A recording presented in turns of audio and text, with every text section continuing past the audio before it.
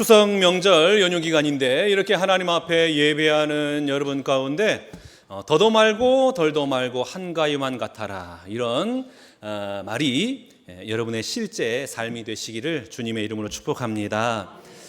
추석이 되면 이제 오랜만에 친지 가족들 모여서 잔치를 베풀죠. 예로부터 잔치를 할 때에는 주로 어떤 음식을 준비했을까요? 뭘 잡았습니까? 돼지를 잡았어요. 예로부터 우리나라는 잔치할 때마다 돼지를 잡았어요. 왜 돼지를 잡았을까? 그렇게 된 재미있는 이유가 있대요.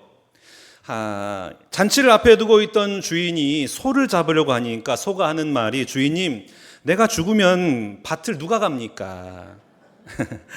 그 이야기를 들으니까 그럴듯해가지고 개에게로 갔대요. 개가 하는 말이, 주인님, 내가 죽으면 집은 누가 지킵니까? 그 말도 그렇듯해서 주인이 고양이로 간 거예요. 고양이가 하는 말이, 주인님, 내가 죽으면 쥐는 누가 잡습니까? 주인이 그 다음에 닭으로 가요.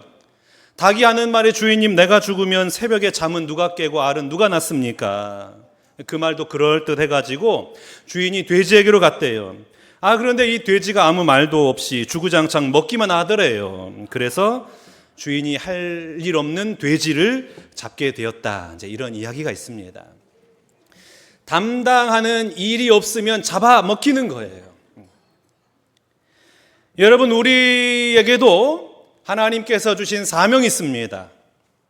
그 사명이 무엇이냐면 예수님의 구원의 복음을 증거하는 사명이에요.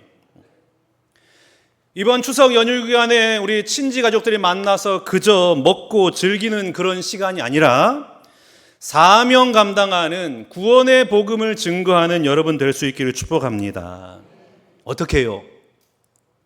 협박하는 게 아니라 겸손하게, 섬김으로, 정말 굳은 일, 힘든 일 내가 다 하는 거예요. 주장하는 자세 하지 말고, 싸우지 말고, 혈기 부리지 말고, 그 화가 나는 순간에도 인내하고. 왜요? 복음 증거하기 위해서요. 혹시 형제간에 뒤틀려져 가지고 등지고 있는 형제가 있다라면 이번 추석 명절 기간에 찾아가셔서 먼저 용서를 구하세요. 내가 잘못했다고. 왜요? 무엇 때문에요? 복음 증거하기 위해서 그런 겁니다. 우리에게 주시는 모든 물질과 건강과 에너지, 그 모든 것을 통하여 그 모든 삶의 자리에서 예수님의 구원의 복음을 전하고 또 생명 살리는 또 여러분 되시기를 주님의 이름으로 축복합니다. 오늘 본문 말씀은 사도 바울이 에베소 장로들에게 사명을 맡기는 장면입니다. 장로들에게 맡긴 사명이 무엇이었을까요? 오늘 본문 28절 말씀 봐보겠습니다. 여러분은 자기를 위하여 또는 온 양떼를 위하여 삼가라. 성령이 그들 가운데 여러분을 감독자로 삼고 하나님이 자기 피로 사신 교회를 보살피게 하셨느니라. 아멘. 하나님이 자기 피로 사신 교회, 세번역 성경에서는 하나님이 자기 아들의 피로 사신 교회라고 이렇게 기록하고 있는데, 그러니까 여러분, 교회는 누구의 피로 만들어진 것이에요? 하나님의 피, 예수님의 피로 만들어진 교회예요. 그러므로 교회의 주인은 누구다? 교회의 주인은 오로지 주님이심을 기억해라. 교회의 주인은 하나님이다. 하나님이 교회의 주인인 거예요. 오늘 사도 바울이 에베소 장로들에게 맡긴 사명이 뭐예요? 교회의 주인이 주님이시라는 이 너무도 본질적이면서도 중요한 명제를 잊지 말고, 무너뜨리지 말고 하나님의 교회를 바로 세우라. 이게 장로들에게 주신 사명이었습니다. 이 사명 감당하기 위해서 세 가지 지켜야 할 태도에 대해서 도전하고 계시는데, 그 첫 번째가 무엇이냐면 교회의 주인을 기억하며 나 자신을 삼가라. 28절 말씀 다시 한번 보겠습니다. 여러분은 자기를 위하여 또는 온 양떼를 위하여 삼가라. 성령이 그들 가운데 여러분을 감독자로 삼고 하나님이 자기 피로 사신 교회를 보살피게 하셨느니라. 성령이 그들 가운데, 그들은 누구를 가리킬까요? 양떼예요. 그러니까 성령이 그 양떼들 가운데 여러분을 감독자로 세우셨다. 여러분이 누구예요? 장로들이에요. 장로들을 감독자로 세우셨는데 그 이유가 뭐냐? 하나님이 자기 피로 사신 교회를 보살피게 하기 위해서 여러분을 감독자로 세우셨습니다. 이 말이에요. 이 구절을 헬라어 원문으로 보면 두 개의 명령문으로 되어 있어요. 첫 번째는 뭐냐면 여러분은 자기를 위하여 또 온 교회를 위하여 삼가라. 삼가라가 첫 번째 명령문이고, 두 번째는 하나님이 자기 피로 사신 교회를 보살피기 위하여 목자가 되어라 라고 되어 있어요. 목자가 되어라. 그러니까 이 말씀을 원문 그대로 다시 한번 해석하자면 양떼를 위하여 삼가라. 왜냐하면 하나님이 너희를 교회 감독자로 삼고 자기 피로 사신 교회를 살피게 하셨으니 그 교회를 보살피는 목자가 되어라. 목자가 되어라. 그러니까 에베소 장로들을 향하여 너희 목자야, 목자가 되어야 돼, 이렇게 도전하고 있는 거예요. 여러분, 목자는 목사만이 목자가 아니에요. 장로도 목자인 거예요. 더 넓은 의미에서 보자면 순모임을 이끌어가고 있는 순장도 목자요, 우리 자녀들 가르치는 교사도 목자요, 그리고 나는 어떻게든 어느 누군가에게 영향력을 줄 수밖에 없는 존재이잖아요.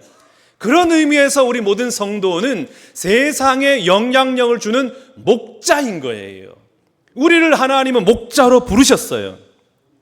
자, 그런데 이 목자에게 주어진 사명이 뭐예요? 자기를 위하여 또는 온 양떼를 위하여 뭐하라? 삼가라. 삼가라라는 의미는 어떤 의미냐면 주의하라, 경계해라. 목자된 너희는 늘 항상 스스로 삼가라, 주의하고 경계해라. 뭘 경계해야 된다라는 거예요? 교회의 주인이 누구입니까?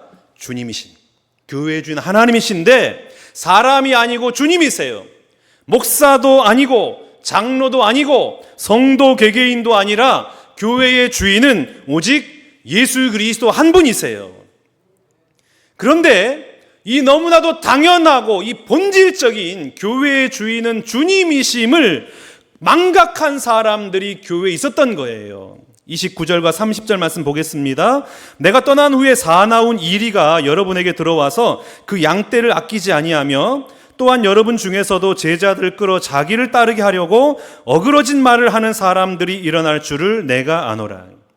그러니까 교회 안에 사나운 이리가 있다라는 거예요. 사나운 이리의 특징이 뭐예요? 양떼를 아끼지 않아요. 양떼가 상처를 받든 말든 교회가 어떻게 되든 말든 그건 중요한 게 아니에요. 이 사람에게 중요한 건 뭐냐? 자기를 따르는 것. 자기를 따르는 게 최고의 가치고 최고의 목적인 거예요. 그러니까 사람들이 자기를 따르게 하려고 어떻게 한단 말이에요? 어그러진 말을 한단 말이에요. 어그러진 말이 뭘까요? 어그러진 말은 사실을 왜곡하고 불평하고 험담을 쏟아내면서 사람들을 주님께로 가게 하는 것이 아니라 자기에게로 오게 하는 거예요. 자기의 무리를 만드는, 그게 바로 사나운 이리의 특징입니다. 이 심리의 뿌리는 뭡니까? 결국 교회의 주인은 주님이 아니라 누구라는 겁니까? 나라는 거예요.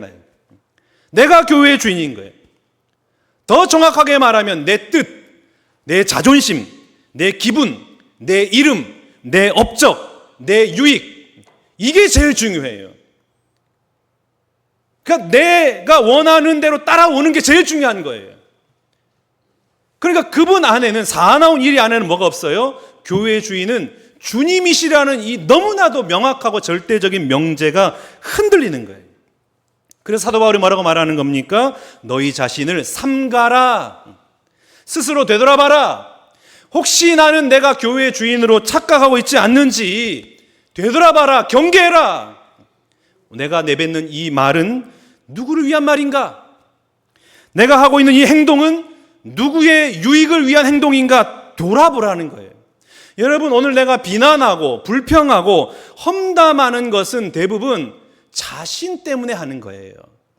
절대 주님을 위해서, 하나님을 위해서 험담하고 비난하고 그럴 수가 없는 거예요. 모든 걸 따져보면 결국에는 뭐가 나옵니까? 내 자신을 위해서, 내 자신을 변명하고 내 의로움과 나의 떳떳함을 확증하기 위해서 그렇게 여러 가지 험담과 불평을 또 비난하는 말을 하는 거라는 거예요. 그러니 여러분, 내 뜻을 앞세우지 말고 내 욕심을 내려놓고 교회가 내 것이 아니라 주님의 핏값으로 세워진 교회라는 것을 기억하시면서 교회를 아름답게 세워나가는 여러분 될 수 있기를 축복합니다. 여러분 어떻게 생각하고 계세요? 만약 교회에 문제가 생겼을 때에 다른 사람 탓을 합니까? 아니면 나의 말과 태도가 교회를 살리고 있는지 죽이고 있는지를 먼저 생각하십니까? 사도 바울이 에베소 장로들을 초청해 놓고 그들에게 부탁한 두 번째 태도가 있습니다. 그것은 무엇이냐면 왜곡된 말이 아니라 말씀과 눈물로 교회를 세워라예요. 31절 말씀 보겠습니다. 그러므로 여러분이 읽게요. 내가 3년이나 밤낮 쉬지 않고 눈물로 각 사람을 훈계하던 것을 기억하라. 여러분, 교회를 분열케 하는 사람들의 특징은 뭐냐면 말이에요. 왜곡된 말, 불평의 말, 험담의 말이 교회를 갈라놓고 교회를 힘들게 합니다. 그런데 사도 바울은 그 길을 택하지 않아요. 어떤 길을 택했다 그럽니까? 말씀과 눈물로 교회를 세웠대요. 우리 지난주 본문을 보면은 사도행전 20장 19절 말씀 봐보겠습니다. 곧 모든 겸손과 눈물이며 유대인의 간계로 말미암아 당한 시험을 참고 주를 섬긴 것과. 그러니까 사도 바울은 지난 3년 동안 에베소 교회에서 사역을 함에 있어서 그 목양의 본질이 어디에 있었습니까? 눈물에 있었던 거예요. 눈물. 끊임없이 눈물. 그러니까 그의 눈에서는 눈물이 마를 날이 없었어요. 여러분, 목자는요 눈물 없이는 안 돼요. 양들을 친다라는 것은 눈물을 흘린다는 말과 동일한 말인 거예요. 눈물 없이는 양을 칠 수가 없는 거예요. 목자가 뭡니까? 목자라는 것은 맡겨주신 양떼의 영혼을 책임지는 사람, 그게 목자잖아요. 양들의 문제를 살피고 그들을 돌보고 양들의 영적 성장과 성숙을 돕고, 바르게 가지 않으면 목자가 막대기로 양들을 탁탁 쳐가지고 바른 길 가게 하는 것처럼 그렇게 이끌어 가도록 인도하는 사람이 목자예요. 그걸 누구에게 맡겼어요? 에베소 장로들에게 맡긴 거예요. 그러니까 교회 치리하고 통치하라고 맡긴 게 아니라 그 양들의 영혼을 살피라고. 어떻게 잘 지내십니까? 밥은 챙겨 먹고 다니십니까? 상처받은 건 없습니까? 영혼을 살피라고 맡긴 거예요. 그런데 여러분, 어디 양들이 말을 듣습니까? 다 자기 성질 따라서 자기 옳은 대로 살아가잖아요. 그래서 사나운 이리가 되어가지고 어그러진 말로 성도들과 교회를 힘들게 하는 양들이 있단 말이에요. 자, 그러면 목자 입장에서 사나운 이리가 되어가지고 어그러진 말로 성도를 힘들게 하고 교회를 힘들게 하는 양들이 있어요. 그럼 목자가 어떻게 해야 될까요? 내쳐야 합니까? 밀어내야 하나요? 그러면 밀어내면 목자가 아니죠. 그때부터 끌어안고 끙끙 앓는 거예요. 양이기 때문에 그 영혼을 내가 끌어안고 끙끙 앓는 거예요. 하고 싶은 말 다 하는 거 아니에요. 삼가는 거예요. 그 영혼을 살펴야 돼. 어디까지 말해야 되는지 내가 수위를 조절해야 돼. 그러니까 어떻게 돼요? 답답하니까, 억울하니까, 원통하니까 눈물이 날 수밖에 없는 거예요. 눈물이. 여러분, 사도 바울 한번 생각해 보세요. 가는 곳마다 복음을 전하는데 그 복음 의심하면서 끊임없이 유대인들이 따라다니면서 방해하잖아요. 저 복음은 가짜야, 위선자야. 그리고 바울이 사도로서 사도권을 가지고 그 권위를 가지고 나아가는데 그 주변에서 얼마나 사도 바울의 사도권을 의심하고, 예수님 정말 만난 거 맞아?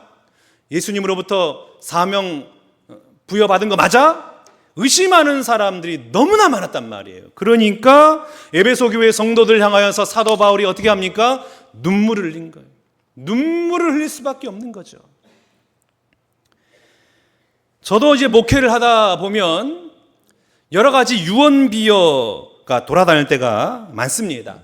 부임할 때부터 최근에까지 여러 가지 이제 유언비어가 있었는데, 그 유언비어를 믿고 또 실망하는 교인들이 더러 있다고 이제 제가 들었는데, 엊그제 한 장로님께서 걱정 어린 목소리로 전화를 하셔서, 목사님, 이런 유언비어가 돌아다니는데 이거 가만 놔두면 안 됩니다. 그 당사자를 따끔하게 꾸짖고 공개적으로 망신을 줘야 됩니다.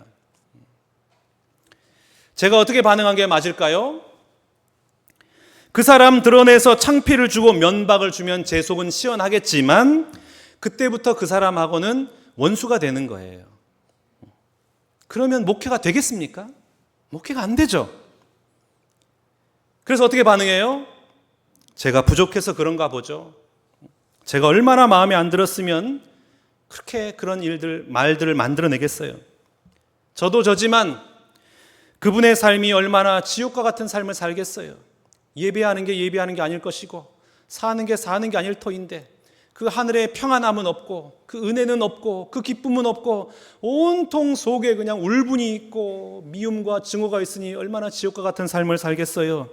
그저 그분의 마음 가운데 하나님의 말씀이 들어가서 그 심령을 흔들어 놓고 거듭나는 은혜가 임하도록 기도하겠습니다. 이렇게밖에 할 수가 없는 거예요. 이렇게 말은 하지만 저도 마음이 참 아파요. 일일이 다 따져 묻고 해명할 수 없는 노릇이잖아요. 그런데 에너지를 쓰는 게 얼마나 아깝습니까? 그거 하나하나 해명하느라고 에너지 쓰려고 그 시간을 허비하는 게 너무나 아깝잖아요. 그래서 목자는 목양을 뭘로 한다고요? 눈물로 하는 거예요. 그래서 목자는 눈물로 목양하는 거예요. 목자는 그런 겁니다. 우리 교회의 목자 되신 장로님들, 하고 싶은 말 다 하고 내가 원하는 대로 처신하면 양들이 상처받고 교회가 상처받습니다. 때로는 억울하기도 하지만 참아야 할 때가 있어요.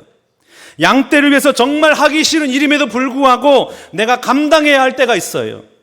내가 해야 될 일도 아닌데 정말 할 수 없는 일임에도 불구하고 내가 해야 되는 때도 있는 겁니다. 그게 목자예요. 그래서 우리 주님이 뭐라고 말씀하세요? 누구든지 나를 따라오려거든 뭐하라? 자기를 부인하고 자기 십자가를 지고 나를 따를 것이니라.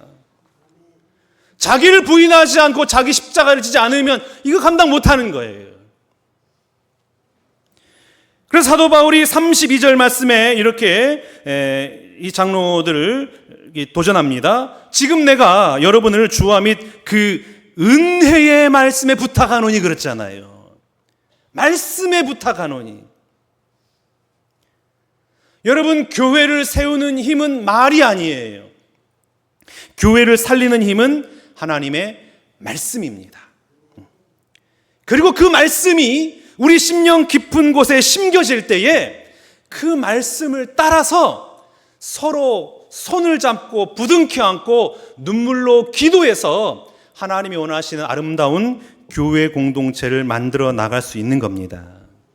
여러분, 교회를 세우는 사람은 차갑게 비판하는 사람이 아니에요.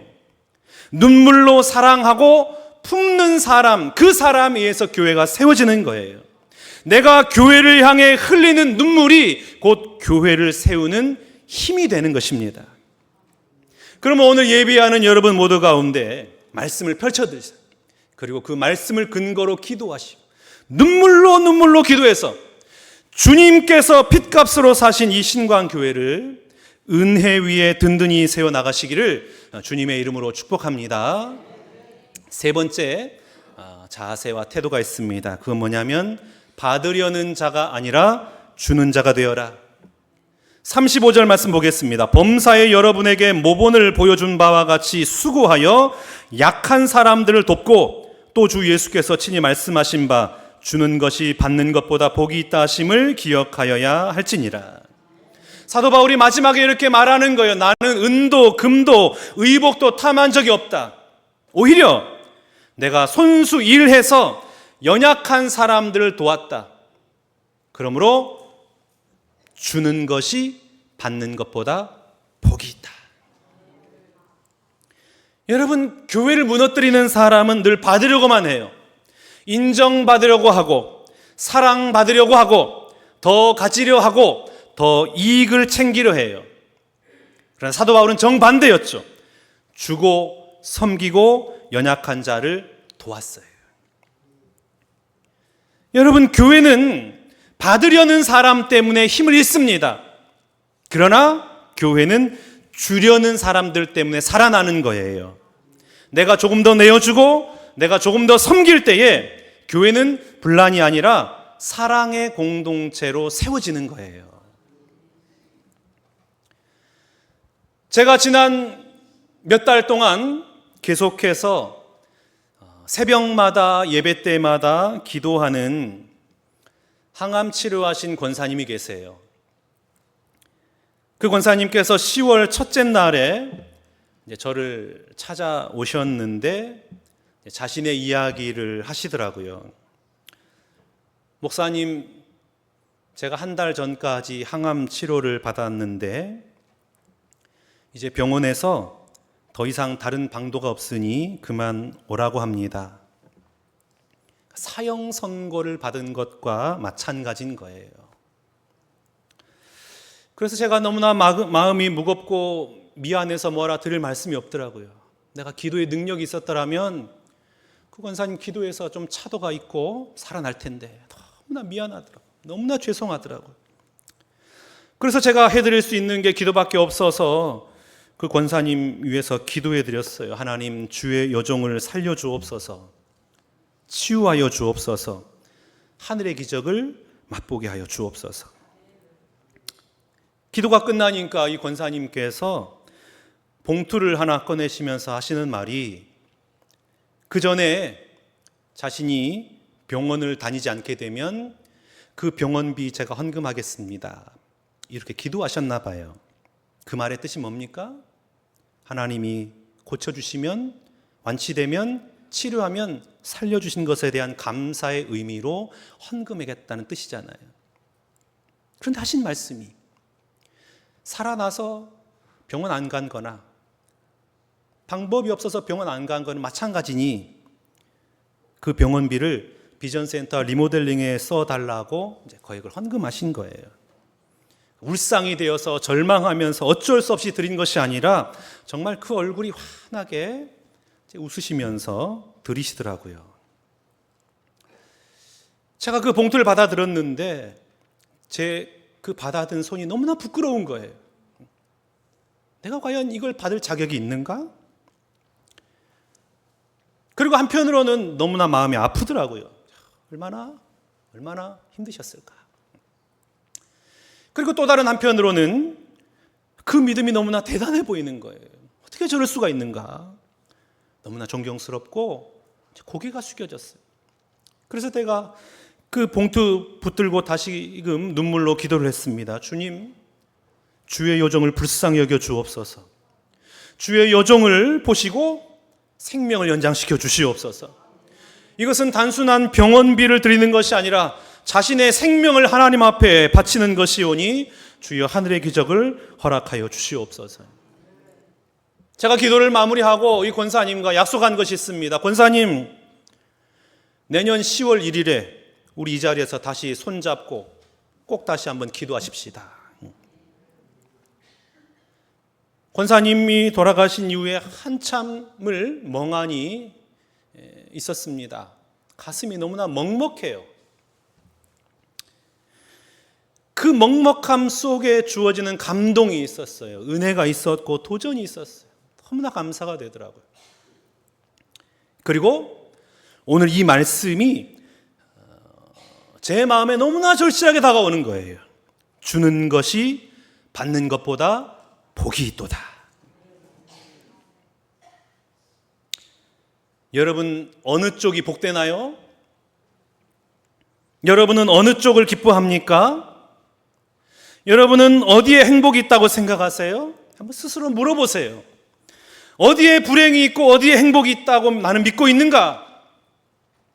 세상에서는 흔히 복이라는 것은 받는 것을 복이라고 말을 합니다. 그리고 빼앗는 것을 복이라고 생각을 해요. 이런 사람들 때문에 세상이 시끄럽죠. 빼앗는 것, 전쟁을 통해서 빼앗고, 사업을 해서 빼앗고, 남을 망하게 해서 빼앗고, 이 정도의 수준에서 머무르니까 불행한 거예요. 너무나 불행한 거예요.